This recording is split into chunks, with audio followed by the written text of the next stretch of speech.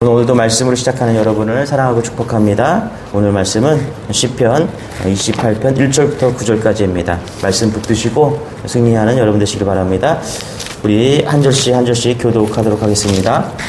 여호와여, 내가 주께 부르짖었으니 나의 반석이여 내게 귀를 막지 마소서. 주께서 내게 잠잠하시면 내가 무덤에 내려가는 자와 같을까 하나이다.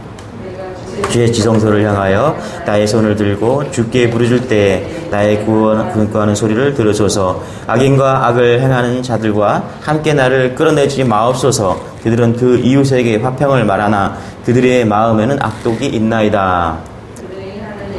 그들의 행위가 악한 대로 갚으시며 그들의 손이 지은 대로 그들에게 갚아 그 마땅히 받을 것으로 그들에게 갚으소서. 그들은 여호와께서 행하신 일과 손으로 지으신 것을 생각하지 아니하므로 여호와께서 그들을 파괴하고 건설하지 아니하시리로다. 여호와를 찬송하며 내 간구하는 소리를 들으심이로다. 여호와는 나의 힘과 나의 방패이시니 내 마음이 그를 의지하여 도움을 얻었도다. 그러므로 내 마음이 크게 기뻐하며 내 노래로 그를 찬송하리로다. 여호와는 그들의 힘이시요 그의 구원의 요새이시로다. 같이 읽겠습니다. 시작. 주의 백성을 구원하시며 하나님의 복을 주시고 또 그들의 목자가 되시어 영원토록 그들을 인도하시도다. 아멘. 네, 오늘도 온라인으로 함께 드리는 여러분을 사랑하고 축복합니다. 금묵자흑이란 우리 한자 성어가 있는데요. 금묵자흑, 먹을 가까이 하면 검어진다, 그런 말이 있습니다. 다 아실 텐데요. 한자 우리 고사 성어들 자연의 이치나 그리고 삶의 원리를 아주 잘 보여주는 그런 한자어들이 많이 있습니다. 자, 그래서 사람이 세상에 살면서 세상에 물드는 것은 당연한 일이죠. 금묵자흑 이런 측면으로 보면은 우리가 세상에 살면서 세상에 물드는 건 너무나 당연한 일입니다.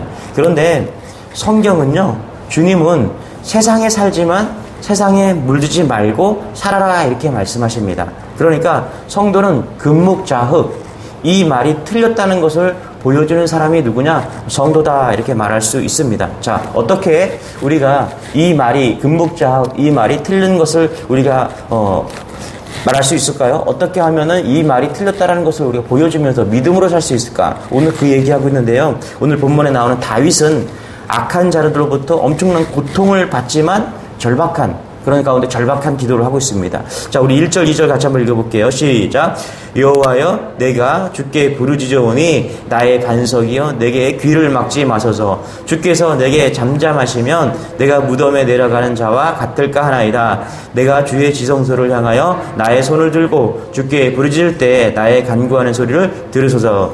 자, 다윗이 기도하죠. 그런데 내게 귀를 막지 마소서. 주께서 내게 잠잠하시면 내가 무덤에 내려가는 자와 같을까 하나이다. 그렇죠? 그러면서 자, 누구로부터 고통을 받고 누구로부터 구원을 얻고자 다윗은 이렇게 간절하게 기도하고 있습니까? 3절에 보니까 악인들로부터 구원받고자 그렇게 기도합니다. 3절 이렇게 말하죠. 같이 시작. 악인과 악을 행하는 자들과 함께 나를 끌어내지 마옵소서. 그들은 그 이웃에게 화평을 말하나 그들의 마음에는 악독이 있나이다. 여러분, 세상은 너무나 악한데 하나님은 왜 침묵만 하고 계시냐? 자, 이런 기도하고 있는 것입니다. 자, 하나님이 악한 자를 심판하기를 기다리다가는 그냥 다 죽겠다, 그러면서 그렇게 부르짖고 있다는 것입니다. 여러분, 우리도 이런 심정일 때가 많지 않습니까? 악한 사람들 너무나 많은데 나에게 악한 그런 행동을 하는 사람들, 그런 사람들이 있을 때 하나님께서 당장 그들을 그냥 내 기도를 들어서 그들을 쳐서 그런 일들을 올바르게 바로 정리하는 것, 그것이 하나님의 살아계신 역사이고 빨리 그렇게 악한 자들을 물리쳐 주기를 원하는 게 우리의 마음입니다. 그런데 오늘 말씀을 보면서 조심할 것이 있다는 겁니다. 그것이 뭐냐면 그러다가 우리 심령도 악한 자처럼 강팍해지고 망가질 수 있다는 것입니다. 자, 다윗이 그랬다는 거예요. 다윗은 악한 자들을 향해서 분노합니다. 저주합니다. 자, 4절 5절이 그 말인데요. 같이 한번 읽어볼게요. 시작. 그들이 하는 일과 그들의 행위가 악한 대로 갚으시며 그들의 손이 지은 대로 그들에게 갚아 그 마땅히 받을 것으로 그들에게 갚으소서. 그들은 여호와께서 행하신 일과 손으로 지으신 것을 생각하지 아니하므로 여호와께서 그들을 파괴하고 건설하지 아니하시리로다. 여러분, 우리가 악한 자를 만났을 때, 악한 일을 만났을 때 우리가 주의해야 될 것이 있습니다. 그들과 함께 우리가 그 일에 대해서 그 사람들 때문에, 그 악한 일 때문에 우리가 악해질 수 있다는 것입니다. 예전에 한 성도님이 상담에 요청해서 상담을 했습니다. 이분이 전도 차원에서 한 사람에게 과도한 친절을 베풀었습니다. 돈도 조금 이렇게 빌려주고, 먹을 것이 있으면 챙겨주고, 그 자녀들에게는 옷도 선물해주고, 이제 이렇게 친절을 베풀었습니다. 그런데 그 도움을 받은 분이 다른 사람에게 그런 얘기를 했대요. 너무 친절을 베풀어 주니까 피곤하대요. 집에 안 찾아왔으면 좋겠대요. 그리고 험담까지 한다는 소식을 건너서 듣게 되었어요. 이분이 친절을 베풀었는데 너무 마음이 분이 생겨서 그냥 그 분에게 가서 따지고 싶었다라는 겁니다. 그러면서 자기가 상처를 받아서 그 분노가 쉽게 가라앉히지 않아서 그냥 찾아와서 하소연을 하는 그런 분이었습니다. 그래서 그분에게 더 이상 신경 쓰지 말고 그냥 내버려 두시라고, 찾아가지도 말고 연락하지도 말라고. 이유가 뭐냐면 계속 하다가는 집사님 심령이 상하게 될 것 같으니까 그냥 내버려 두라고. 정연희 시인이 쓴 외로우시리 중에서 원수를 사랑하라, 이런 시가 있습니다. 원수를 사랑하라, 원수를 사랑하여라. 무슨 말입니까? 무슨 말입니까? 내게는 그리도 엄격하시면서 어찌 내 원수에게 그리 관대하십니까? 보아라, 나와 함께 하는 것아. 내가 원수와 똑같은 얼굴이 되는 것을 나는 참을 수가 없구나. 그렇죠? 정연의 시집 외로우시리 중에서 원수를 사랑하라, 이렇게 그 시인데요. 마지막 구절이 우리 마음에 와닿죠. 내가 원수와 똑같은 얼굴이 되는 것을 나는 참을 수가 없구나. 왜 예수님은 우리에게 용서하라고 70번을 말씀하십니까? 마음이 중요하기 때문이죠. 우리 마음에 악한 마음이 아주 자리 잡지 않도록 경계하기 위해서 그렇게 용서하라고, 용서를 끝없이 하라고 말씀하시지 않는가, 그런 생각을 해봅니다. 여러분, 다윗은요 지혜로운 사람이었습니다. 다윗의 시편은 항상 놀라운 반전이 있는데요, 다윗은 기도가 달라집니다. 어떻게 달라지냐면 우리 6절 7절 이렇게 같이 한번 읽어볼게요. 시작. 여호와를 찬송하며 내 간구하는 소리를 들으심이로다. 여호와는 나의 힘과 나의 방패이시니 내 마음이 그를 의지하여 도움을 얻었도다. 그러므로 내 마음이 크게 기뻐하며 내 노래로 그를 찬송하리로다. 다윗에게서 찬양과 감사가 터져나온 겁니다. 다윗은 악한 자들로부터 말할 수 없는 시달림을 당하지만은 그 영혼은 여전히 감사와 기쁨이 있다는 것입니다. 여러분, 이것이 오늘 우리가 은혜 받은 비결입니다. 할렐루야. 여러분 안에서 예수 믿고 나서 여전히 내 안에 미워하는 사람이 있다, 용서할 수 없는 사람이 있다, 내 안에 내 심령을 잡고 있는 악한 그런 사람이 있다면 여러분 용서하시기 바랍니다. 그 이유는 그 사람을 위해서가 아니라 내 영혼을 위해서입니다. 내가 찬양할 수 없고 그 사람 때문에 감사할 수 없고 그렇게 막힐 때가 너무나 많다라는 거예요. 그래서 하나님은 우리에게 뭐라고요? 용서하는 마음을 가지라고 말씀하시는 겁니다. 그럴 때 그 용서한 마음이 있을 때, 내 안에 한 사람도 다 용서가 되었을 때, 그래서 이 땅에 미운 사람이 하나도 없을 때 우리는 진정으로 감사와 기쁨으로 찬양할 수 있는 것이죠. 요즘에 이제 지난주부터 제가 휴식에 대한 그런 설교를 하고 있는데, 주일날 우리가 왜 휴식을 할 수 없냐면요, 우리 안에 사단이 침노하고 있는 부분들이 있기 때문에 그래요. 그 중에 하나가, 우리가 잃어버린 것 중에 하나가 뭐냐면 용서 아닐까요, 여러분? 우리가 한 사람이라도 용서할 수 없는 그런 내 마음이 있다면 여러분, 우리는 내 마음의 진정한 휴식을 얻을 수가 없습니다. 아직도 용서하지 못한 사람이 있습니까? 오늘 말씀을 붙잡고 그 사람 때문이 아니라 내 영혼 때문에 용서하는 것 어떨까요? 그럴 때 진정한 찬양과 감사가 넘쳐난다는 것입니다. 여러분, 성경은 우리에게 무엇보다 더욱 마음을 지키라고 말씀합니다. 잠언서 4장 23절에 모든 지킬 만한 것 중에 더욱 내 마음을 지켜라. 왜 그렇습니까? 생명의 근원이 우리 여기서 나기 때문에 그런 거예요. 우리가 악한 자로부터 억울한 일이나 고통스러운 일을 당할 때 여러분, 이 말씀을 부여잡으시기 바랍니다. 다윗은 악한 자들로부터 말할 수 없이 시달리면서도 마음이 완악해지지 않았습니다. 어떤 사람은 다윗이 마음껏 퍼부는 그 저주의 기도 때문에 마음에 응어리가 풀렸고 또 응답도 받았다고 해석하지만 여러분, 그건 사실과 다릅니다. 다윗의 삶을 보면 알 수 있다는 것이죠. 다윗은 자기를 죽이러 달려들던 사울 왕을 죽이지 않았습니다. 하나님의 기름 부은 자를 자신이 죽일 수 없다고 판단했기 때문에 그런 거예요. 용서가 안 되는 사람을 하나님 때문에 그냥 용서해 버리는 것이죠. 그 후에 자신을 철저히 무시한 나발에 대해서 크게 분노하여 죽이러 가다가 결국 죽이지 않고 돌아옵니다. 다윗도 분노할 때가 있었지만은 항상 마음을 다스렸다는 것이죠. 이것이 다윗을 위대한 삶으로 이끌었던 그런 비결인 것이죠. 여러분, 여러분의 마음을 다스리는 여러분 되시기 바랍니다. 특별히 용서할 수 있는 모든 사람을 다 용서하시기 바랍니다.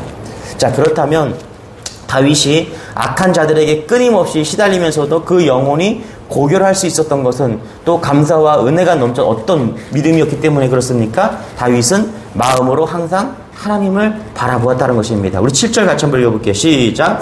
여호와는 나의 힘과 나의 방패이시니 내 마음이 그를 의지하여 도움을 얻었도다. 그러므로 내 마음이 크게 기뻐하며 내 노래로 그를 찬송하리로다. 자, 이것이 다윗의 위대함의 비밀이고 열쇠입니다. 주를 의지하고 그를 의지하여 그가 누구예요? 하나님이시죠. 주님을 의지하고 주님으로 기뻐하고 주님을 찬양했다. 그렇죠? 이것이 뭐예요? 주님을 바라보았다는 것입니다. 여러분, 내가 기분 좋아서 내 일이 잘 풀려서 지금 주님을 바라본 것이 아니라 다윗은 악한 대적들이 자신을 죽이려고 달려들었을 때 그때 뭐라고요? 주님을 의지하고 주님으로 기뻐하고 주님을 찬양했다라는 것입니다. 여러분, 우리는 분명 악한 세상에서 살아갑니다. 그러나 악한 세상에서 물들지 말고 세상에서 빛으로 소금으로 승리하는 비결은 주님을 항상 바라보는 것입니다. 할렐루야. 이런 여러분 되시기 바랍니다. 넬슨 만델라는 남아프리카 공화국 안에서 반인종 차별 정책으로 이런 운동을 하다가 죄목으로 종신형을 선고받고 27년을 복역했다가 대통령까지 지낸 그런 세계 인권 운동의 상징적인 존재가 넬슨 만델라입니다. 그가 남아공 첫 흑인 대통령으로 선출되고 취임할 때 자신을 가뒀던 교도관들을 초대한 일이 되게 유명합니다. 1년 가둔 게 아니라 27년을 가뒀어요. 그런데 그 교도관들을 다 그 대통령 선출되었을 때 취임식에 초대했다라는 거예요. 자, 빌 클린턴 미국 대통령이 그를 만나 물었습니다. 정말 그들이 믿지 않습니까? 만델라 대통령이 대답합니다. 미워했죠. 그러니 어느 날 채석장에서 바위를 깨다 문득 그들이 내 정신과 마음 말고는 모든 걸 다 빼앗아 갔다는 것을 깨달았습니다. 그래서 나는 그것만은 절대 내주지 않기로 결심했습니다. 이렇게 대답을 했을 때 빌 클린턴 대통령이 또 물었다는 것이죠. 그럼 감옥 안에서는 그렇다 치고 감옥에서 나올 때 다시 증오가 솟구치지 않던가요? 만델라 대통령도 이렇게 대답합니다. 맞습니다. 그랬지요. 하지만 다시 생각했어요. 이 사람들은 나를 27년이나 감옥에 가뒀는데 그들을 증오한다면 계속 갇혀있는 거나 다름없지 않은가. 나는 자유롭고 싶었습니다. 그래서 그 증오를 털어버리기로 했습니다. 넬슨 만델라는요, 자신의 마음을 지킬 수 있었기에 남아공 대통령으로서 인종차별을 종식시킬 수 있었습니다.